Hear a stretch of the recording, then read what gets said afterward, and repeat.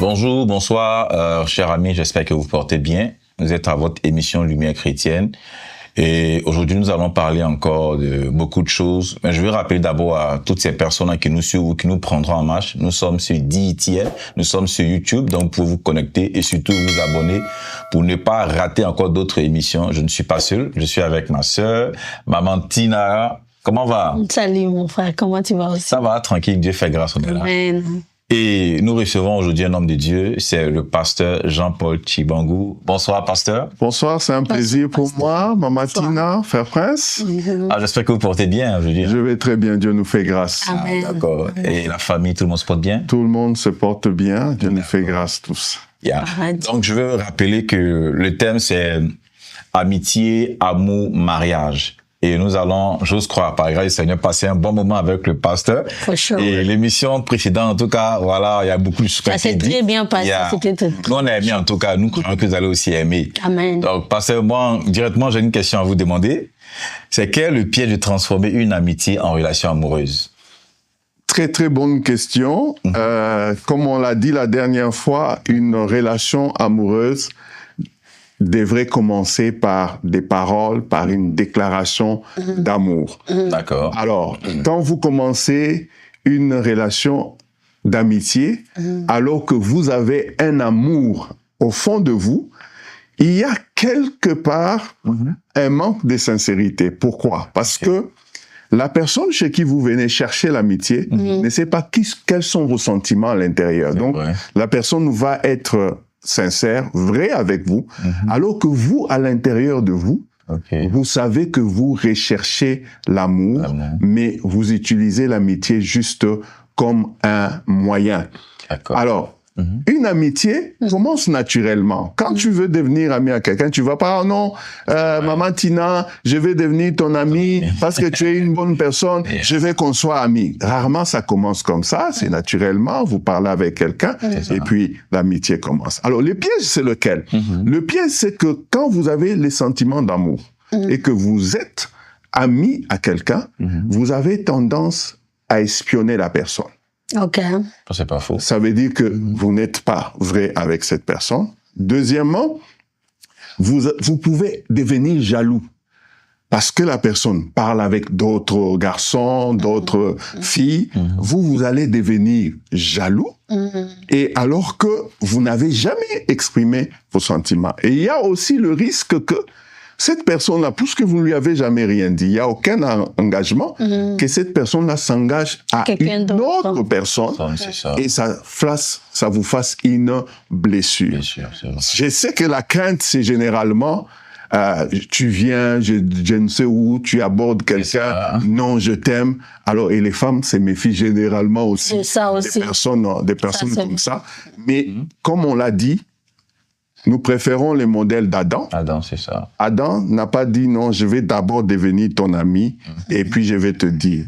Son cœur était rempli d'amour et il s'est exprimé. Comme la Bible dit, c'est de l'abondance du cœur Que la et la bouche parle. Mais quand vous êtes amis, tu vas avoir l'amour, tu brûles en toi. C'est ça. Ça risque même de devenir un peu nuisible pour toi parce que tu souffres en réalité au lieu juste de t'exprimer. Exprimer.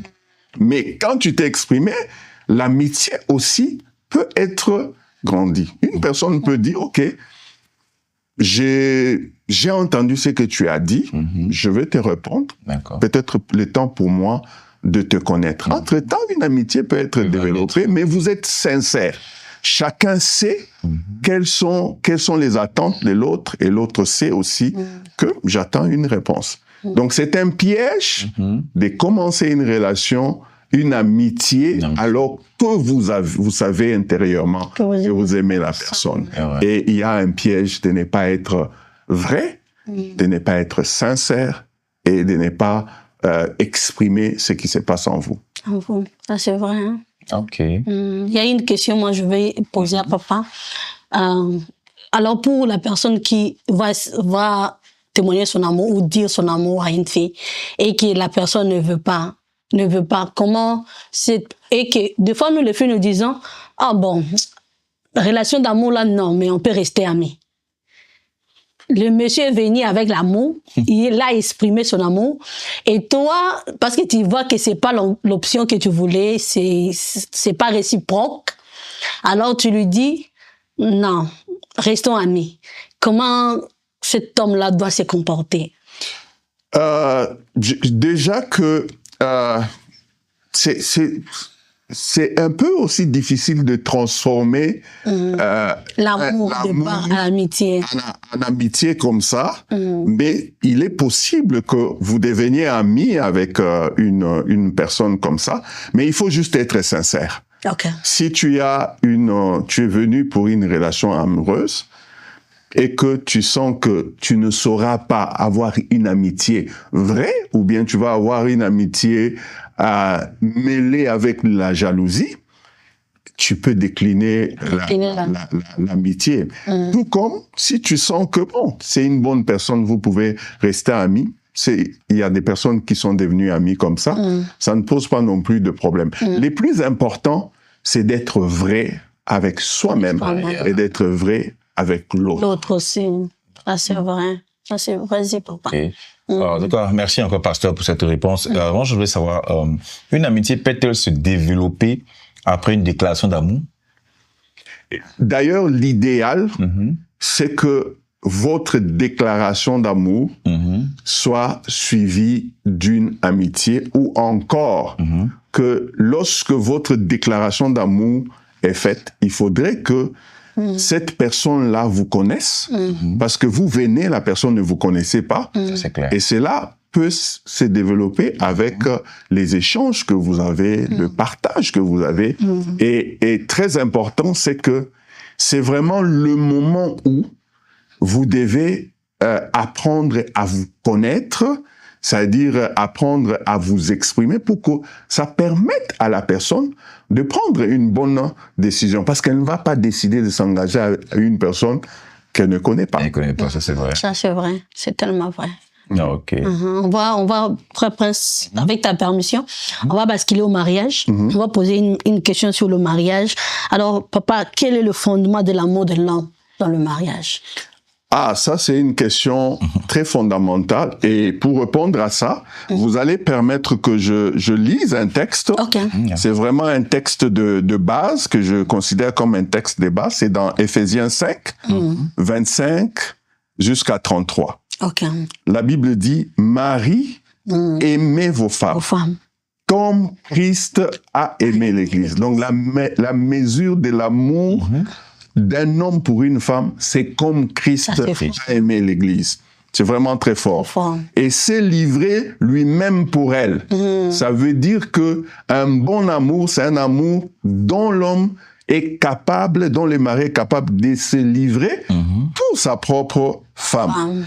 Afin, ça c'est la conséquence, afin de la sanctifier par la parole, après l'avoir purifiée par le baptême d'eau, afin de la faire paraître devant lui, cette Église glorieuse, sans tache, ni ride, ni rien. Dans l'amour, c'est l'homme qui est responsable de se présenter la femme belle, irréprochable, puissante, glorieuse, comme Christ fait. Est-ce que c'est possible, pasteur? C'est vraiment possible, parce que ce que Dieu nous demande, c'est que c'est possible. Donc l'amour de l'homme doit être en mesure de rendre la femme belle. L'amour rend belle une femme. C'est vrai. L'amour rend irréprochable une femme. L'amour rend une femme avec une belle parure. Alors, afin de la faire paraître devant lui, cette Église sans tache, ni ride, ni semblable, mais sainte et irrépréhensible. C'est ainsi que les maris doivent aimer leurs femmes comme leur propre corps. Je suis même tenté de dire qu'un homme qui ne sait pas manifester l'amour à sa femme, il s'aime pas lui-même. Okay. Il s'aime pas lui-même. Parce que vous devez aimer votre femme comme vous vous aimez vous-même. Donc si vous êtes femme et que vous voyez que votre mari ne s'aime pas, ne vous aime pas, comme la Bible dit ici, c'est qu'il ne s'aime pas lui-même. Donc, il a lui-même une carence d'amour. Donc, cet homme-là, il faut aller le guérir à la Genèse. Très important. Mais sainte et irrépensable, c'est ainsi que les maris doivent aimer leur femme comme leur propre corps. Celui qui aime sa femme s'aime lui-même. Car jamais personne n'a haï sa propre chair, mais il la nourrit et prend soin comme Christ fait pour l'Église. Parce que nous sommes membres de son propre corps. Wow. C'est dit. C'est fort, hein? Donc, la mesure de l'amour que l'homme a pour la femme, c'est la même mesure que Christ a aimé l'Église. Autrement dit, si vous prétendez que vous aimez Christ et que vous n'aimez pas votre femme, vous êtes en train de tromper. Vous êtes en train d'aimer votre femme pas comme il faut. Autrement dit, c'est très difficile pour un homme de dire qu'il aime Christ s'il n'aime pas sa femme comme il aime Christ. Et pour nous les chrétiens, si vous voyez un homme qui dit qu'il aime Dieu et que vous voyez qu'il ne manifeste pas le même amour qu'il a pour Dieu pour toi, il n'aime pas Dieu comme il se doit. Il y a un problème. Il y a un problème. D'accord. Donc l'amour de l'homme pour une femme doit être inconditionnel. L'amour d'un homme pour une femme doit être un amour qui travaille pour que cette femme soit belle.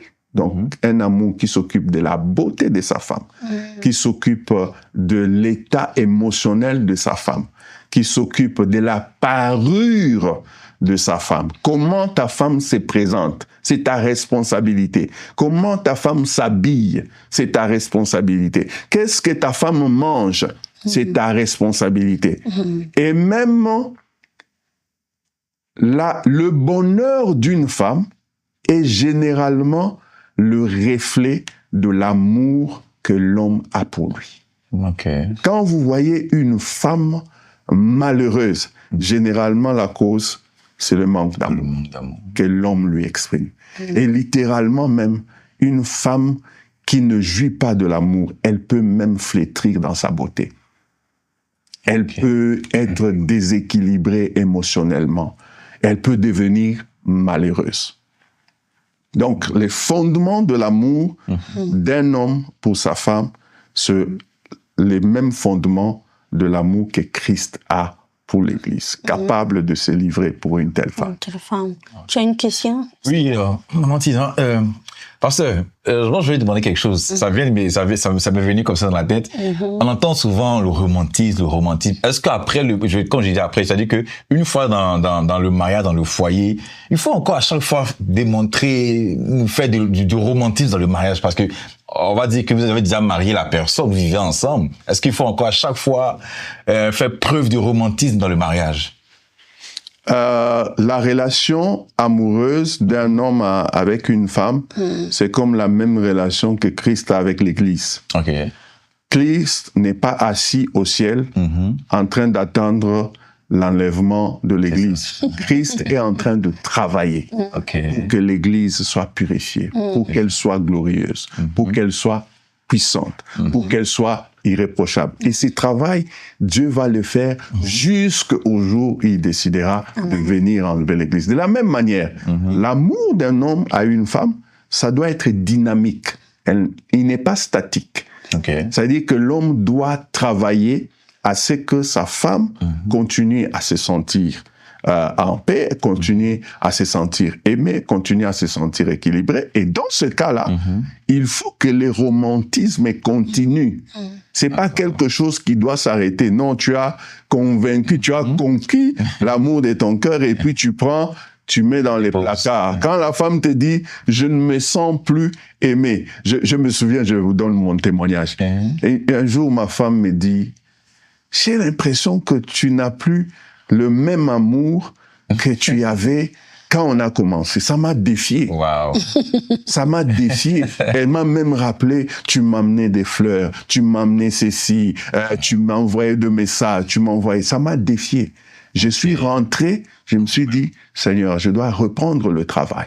Je dois recommencer le travail que j'avais fait. Parce que qu'est-ce qui se passe? C'est que l'amour, comme on disait, n'est pas statique. C'est quelque chose de dynamique. Il faut que ça soit enrichi. Il faut que ça soit nourri par des paroles, par des gestes. Si vous arrêtez, ce qui a fait le fondement de votre amour va aussi, à un moment, manquer de saveur, manquer de vie. Ça, c'est tellement vrai. Moi, ma question serait de savoir, la Bible dit qu'on doit aimer son prochain comme soi-même. Vous venez de parler de l'amour dans le mariage, l'homme doit aimer comme le Christ, l'exemple de Christ. Aimer sa femme comme Christ a aimé l'Église. Bon, ma question serait de savoir, est-ce que l'amour de l'homme et son prochain et l'amour de l'homme et sa femme est différent? C'est un amour différent ou l'amour dans le mariage, c'est plus que ça? L'amour de son prochain, dans l'amour de son prochain, il n'y a pas une alliance. Okay. Mais dans l'amour envers sa femme, il y a une alliance. Il y a un engagement. Il y a un lien même.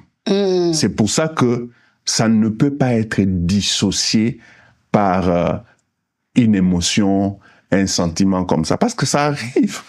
Après un couple, vous allez vous rendre peut-être que tu ne ressens plus la même chose. Et dès que tu sens que tu ne ressens plus, c'est déjà un indicateur qu'il faut commencer à travailler sur son cœur, travailler sur soi.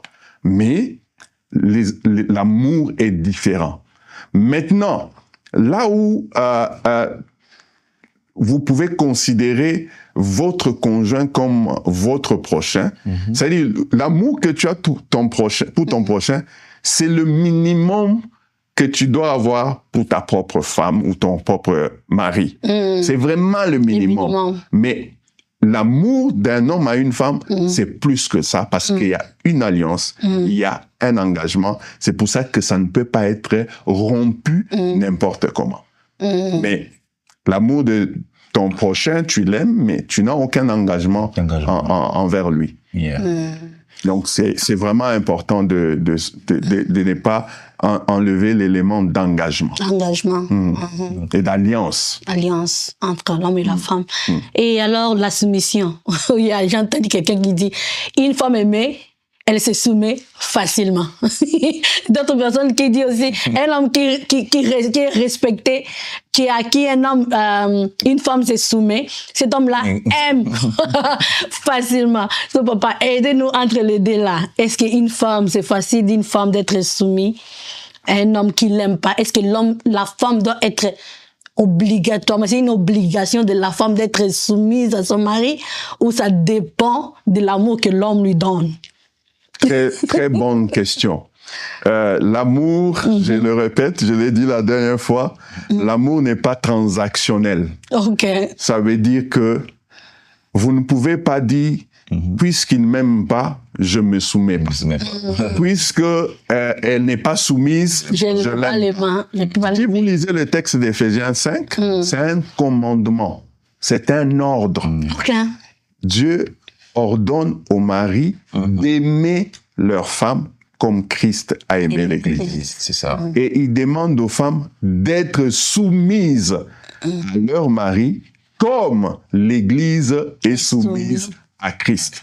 Donc, ce n'est pas conditionné. C'est ça. Tu ne peux pas dire non puisqu'elle n'est pas soumise, je ne vais pas l'aimer, ou bien puisque il ne m'aime pas, je ne peux pas me soumettre. Donc, c'est vraiment pas transactionnel. Et même encore, comme on l'a dit de l'homme, la soumission pour une femme, c'est sa beauté. Ok. La soumission pour une femme, c'est sa gloire.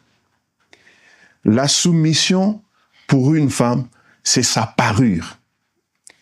L'Église est puissante quand elle est soumise à Christ. L'Église est glorieuse quand elle est soumise à Christ. De la même manière, une femme est meilleure, elle est bonne, elle est puissante quand elle est soumise à son mari. Je suis tenté même de dire qu'une femme qui n'est pas soumise, elle est laide. Alors la différence, c'est quoi? C'est que c'est ça un peu les pièges. C'est que on a tendance à faire passer la soumission comme de l'esclavage. Yeah. L'Église n'est pas esclave de Christ, d'une certaine façon.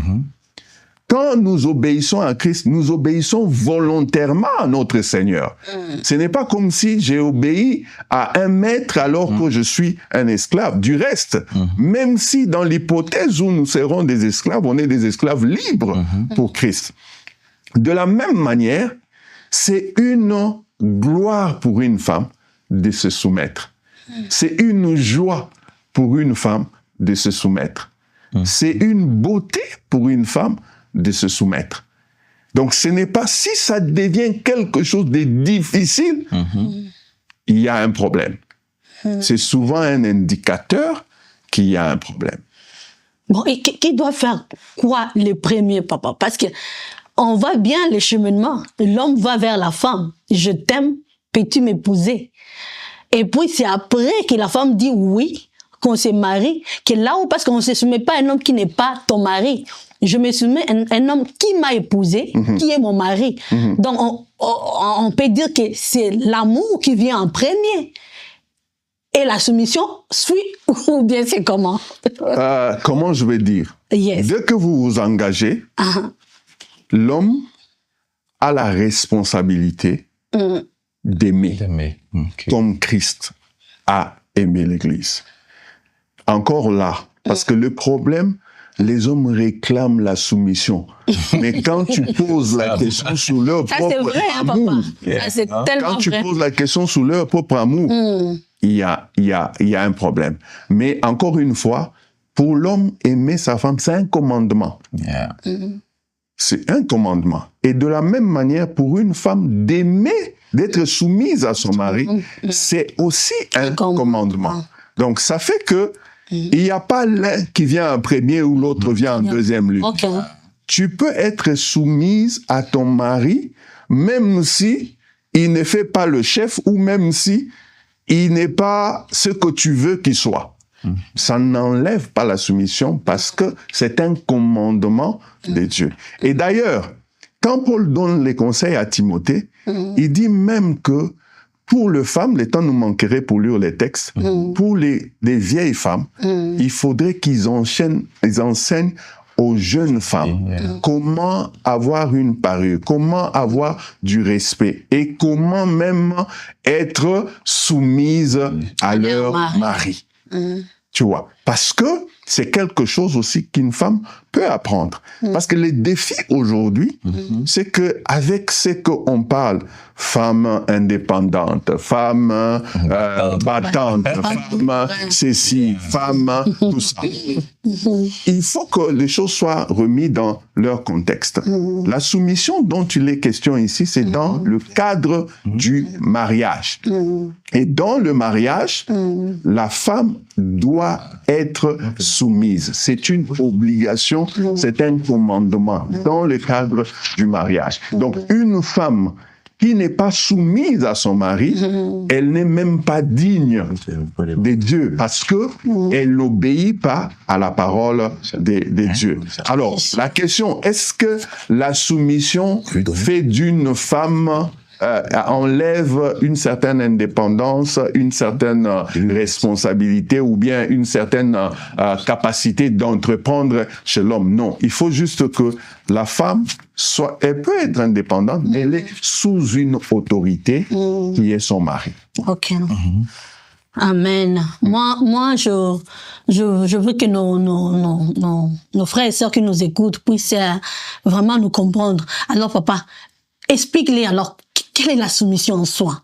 Pour quelqu'un qui peut nous écouter, on va dire que la soumission, c'est quoi en fait? C'est quoi la soumission? Je vais donner un exemple, comment je vais dire, dans la vie ordinaire.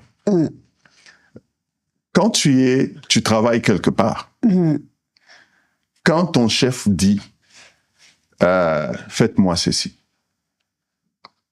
tu peux ne pas être d'accord, mais qu'est-ce que tu fais? Tu obéis d'abord. Tu fais. Okay. Quand ton chef te dit ok, vous avez discuté, vous n'êtes pas d'accord, vous avez essayé, il dit ok, mais la décision elle est celle-ci.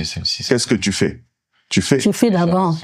Alors, ce que ton chef est pour toi au travail, c'est ce que ton mari est chez toi dans la famille. Donc, il est ton chef à la maison. Est-ce que ça veut dire que vous n'avez pas de discussions ensemble? Non. C'est très intéressant de prendre des décisions dans le couple en collégialité. Ça veut dire, on discute ensemble, qu'est-ce que tu penses? Mais si on est divergent, il y a une décision qui doit être prise. C'est ça. Et si la décision est prise, tu te soumets. Tu ne vas pas dire, oh non, moi je n'étais pas d'accord. Parce que c'est ça généralement que les femmes disent. Quand ça ne va pas marcher, c'est toi qui avais pris la décision. C'est ta responsabilité. C'est ta responsabilité. Donc c'est important. Maintenant, un des défis que nous avons aussi dans le couple, c'est quoi? C'est que ce que nous sommes en train de dire là, c'est ce que la parole de Dieu nous recommande. Mais maintenant, si la parole de Dieu n'est pas votre autorité dans le mariage, c'est là que ça devient un problème. Un problème encore. Tu vois, parce qu'à des moments, quand vous avez des divergences, vous vous dites, que dit la parole de Dieu? Parce que la parole est notre autorité. Nous nous sommes pas d'accord. Je ne vais pas juste dire, parce que je suis chef, on fait ça. Mais si on se rend compte que dans la parole de Dieu, la Bible dit ça, je peux dire, ok, j'ai compris ce que tu m'as dit, on va faire ça, parce que la parole nous demande de faire ça. Tu vois, la plupart des problèmes aussi que nous avons dans le couple, c'est que la parole de Dieu n'est plus notre autorité. On l'a remplacée par la coutume, on l'a remplacée par la sagesse du monde, on l'a remplacée par ce qu'on a des influenceurs, on les a remplacés. Du monde, hein? Alors, certainement, quand ils vont nous entendre, certains vont dire, mais ces pasteurs-là, ils sont dans quel monde là? Ils sont en train de dire des choses très archaïques. Ils ne savent pas que nous sommes en 2026. Nous sommes en 2026, alors que la Bible est restée la vérité. Reste la vérité. Dans un couple où le mari aime la femme comme Christ a aimé l'Église et où la femme est soumise comme l'Église est soumise à Christ, quelle beauté! Quelle gloire, quelle joie, quelle paix. Le diable n'a rien à faire dans ce couple-là. Parce que là où il n'y a pas d'autorité, le diable va entrer. Là où il n'y a pas de soumission, le diable va entrer. Là où il n'y a pas d'amour, le diable va entrer.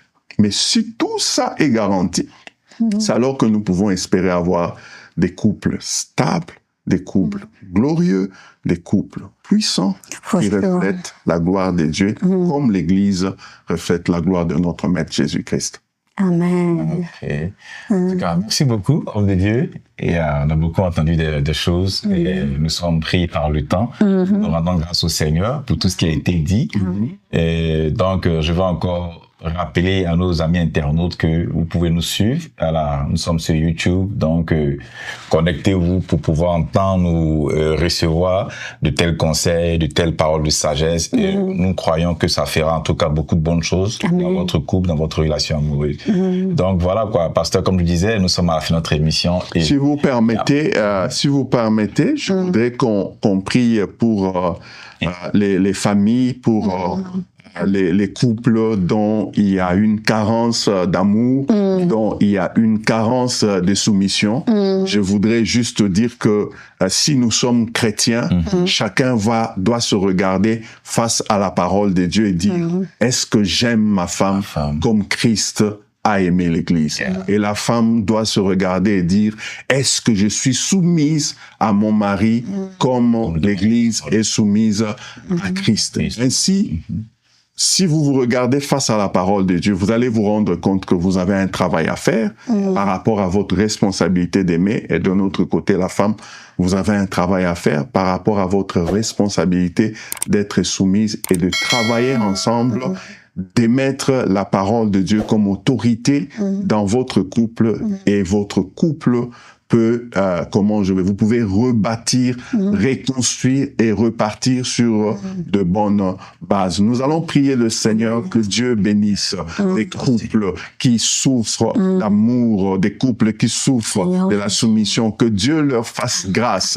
afin que Christ soit l'autorité qui réglemente, qui gère, que Christ soit le fondement de leur mariage afin que nos couples soient remplis d'amour, que nos couples soient l'expression de l'amour du mari, que nos couples soient la joie et l'expression de la soumission d'une femme qui voit la gloire, qui voit sa beauté, qui voit sa puissance à travers la soumission, et que les maris aiment leur femme comme Christ, qu'ils soient capables de se sacrifier, qu'ils soient capables de se livrer pour leur couple, qu'ils soient capables de travailler afin de rendre leur femme belle, qui rendre leur femme glorieuse, de rendre leur femme puissante, irréprochable, afin de travailler, de se présenter ces femmes de bonne moralité, ces femmes des caractères, des femmes vertueuses, pour que leur vie manifeste la gloire de Dieu dans leur couple. Faites que Dieu de grâce, nos couples soient rebâtis. Faites que Dieu de grâce, nos couples soient les fondements de nos couples soient rebâtis afin que ta gloire se reflète dans nos vies. Nous prions et nous te rendons grâce, Seigneur. Merci, au nom de Jésus-Christ. Amen. Merci, Seigneur. Amen. Nous disons Amen et merci encore, pasteur. Amen. Et comme j'étais en train de le dire, nous sommes à la fin de notre émission et nous espérons vous revoir. Nous espérons vous revoir. Que Dieu vous bénisse en tout cas. Amen. Et merci à toi, maman Tina. Merci. Que vraiment Dieu vous bénisse là où il est et qui vraiment relève, restaure toutes ces familles ou ces relations qui subissent actuellement des troubles, des incompréhensions. Que Dieu vous fasse du bien. Soyez bénis, portez-vous bien. Bye bye. Bye.